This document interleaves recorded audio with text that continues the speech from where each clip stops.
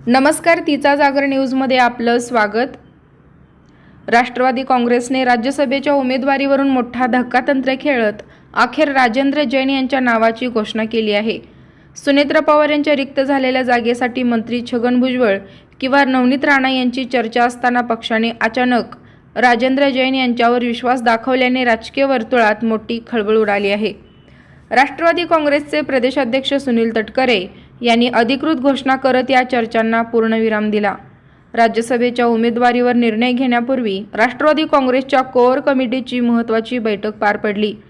त्याआधी मंत्री छगन भुजबळ यांच्या सातपुडा निवासस्थानी पक्षातील वरिष्ठ नेत्यांची बैठक झाली। या बैठकीला प्रफुल्ल पटेल, दिलीप वळसे पाटील, सुनील तटकरे आणि छगन भुजबळ उपस्थित होते। मुख्यमंत्री देवेंद्र फडणवीस यांच्याकडून दिल्ली हायकमांडचा आलेला आदेश आणि महायुतीतील राजकीय समीकरणावर यावेळी सविस्तर चर्चा झाल्याची माहिती सूत्रांनी दिली। राजेंद्र जैन यांना उमेदवारी देण्यामागे पक्षाची आगामी राजकीय रणनीती असल्याचे मानले जात आहे। राज्यातील बदलत्या राजकीय समीकरणाच्या पार्श्वभूमीवर राष्ट्रवादी काँग्रेसने सामाजिक आणि प्रादेशिक संतुलन साधण्याचा प्रयत्न केल्याची चर्चा आहे। दुसरीकडे छगन भुजबळ यांचे नाव जवळपास निश्चित मानले जात असताना अचानक निर्णय बदलल्याने अनेकांच्या भुवया उंचावल्या आहेत। या निर्णयामुळे महायुतीतील अंतर्गत समीकरणांवरही चर्चा रंगू लागली आहे।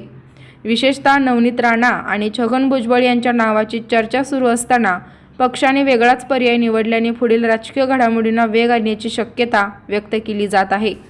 ब्युरो रिपोर्ट, तिचा जागर न्यूज।